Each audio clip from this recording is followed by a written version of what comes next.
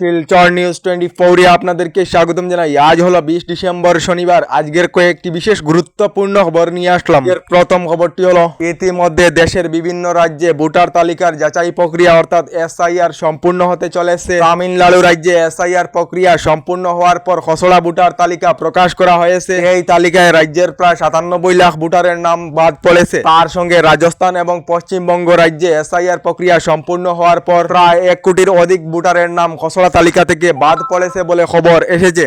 এদিকে ট্রেন যাত্রীদের জন্য এসেছে একটি বিশেষ খবর। এবার থেকে শুধুমাত্র মোবাইলে ট্রেনের ডিজিটাল টিকিট দেখালে তা বৈধ বলে ধরা হবে না। যাত্রীদের নিজেদের সঙ্গে অবশ্যই রাখতে হবে টিকিটের প্রিন্ট কপি। ডিজিটাল জালিয়াতি বন্ধ করতে ভারতীয় রেলওয়ের তরফ থেকে বড় সিদ্ধান্ত নেওয়া হয়েছে বলে খবর এসেছে।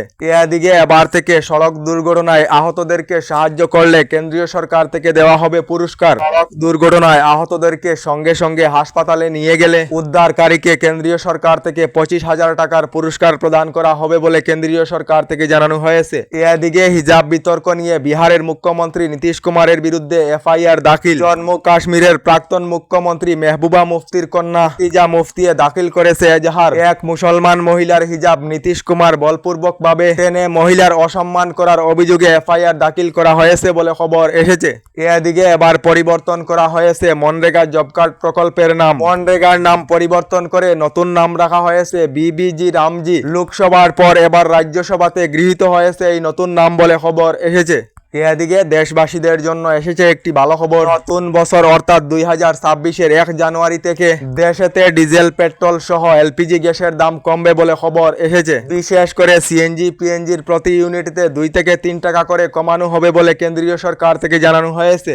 এদিকে এবার বিপদে হিমন্ত সরকার। বিধায়ক বিজয় মালাকারের সঙ্গে নিহারঞ্জন দাসের নাগরিকত্ব নিয়ে উঠেছে প্রশ্ন।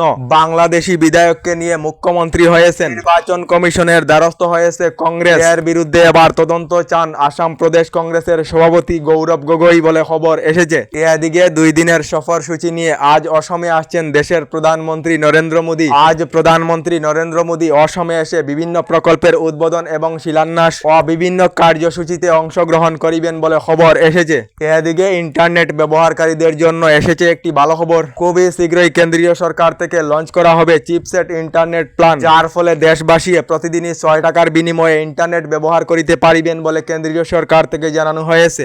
এদিকে শিলচর কাছাড়ে 99% সম্পূর্ণ এসআর প্রক্রিয়া অর্থাৎ ভোটার তালিকার যাচাই প্রক্রিয়া। কাছাড় জেলায় ভোটার তালিকা যাচাইয়ে 5,000 বাড়িতে নোটিশ প্রেরণ করা হয়েছে বলে খবর এসেছে। এদিকে গতকাল রাত তীব্রবেগী রেলের ধাক্কায় 7 বন্য হাতির মৃত্যু। কামপুর চাংজুরাইতে এই ভয়ঙ্কর ঘটনা সংঘটিত হয়েছে। নিশা রাত রেল লাইন পার হওয়ার সময়ে সংঘটিত হয়েছে এই ভয়ঙ্কর দুর্ঘটনা বলে খবর এসেছে। এদিকে রাজ্যের লাখ লাখ মহিলাদের জন্য এসেছে একটি ভালো খবর। ইতিমধ্যে অসমের 12 লাখের অধিক মহিলাদেরকে মুখ্যমন্ত্রী মহিলা উদ্যমিতা প্রকল্পের 10,000 করে টাকা প্রদান করা হয়েছে। আগামী 15 ফেব্রুয়ারির পূর্বেই অসমের 32 লাখ মহিলাদেরকে মুখ্যমন্ত্রী মহিলা উদ্যমিতা প্রকল্পের 10,000 করে টাকা প্রদান করা হবে বলে ঘোষণা রাজ্যের মুখ্যমন্ত্রী ডক্টর হিমন্ত বিশ্ব শর্মার।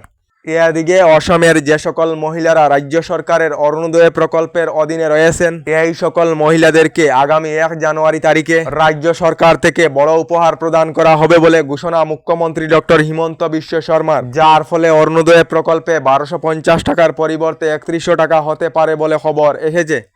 এদিকে এখনো সরকারি গড় লাভ না করা সকলদের জন্য এসেছে একটি ভালো খবর। 9 ডিসেম্বর তারিখে রাজ্যের 3,70,000 লোকেদেরকে নতুন সরকারি গড়ের অনুমোদন দেওয়া হয়েছে। এবার আগামী জানুয়ারি মাসেতে রাজ্যের আরো নতুন করে 3 লাখ লোকেদেরকে নতুন সরকারি গড় প্রদান করা হবে বলে ঘোষণা রাজ্যের গ্রাম উন্নয়ন মন্ত্রী রঞ্জিত কুমার দাসের। আমাদের ডেইলি খবরগুলি ভালো লাগলে আমাদের ভিডিওতে লাইক দিয়ে চ্যানেলটিকে সাবস্ক্রাইব করে নেবেন।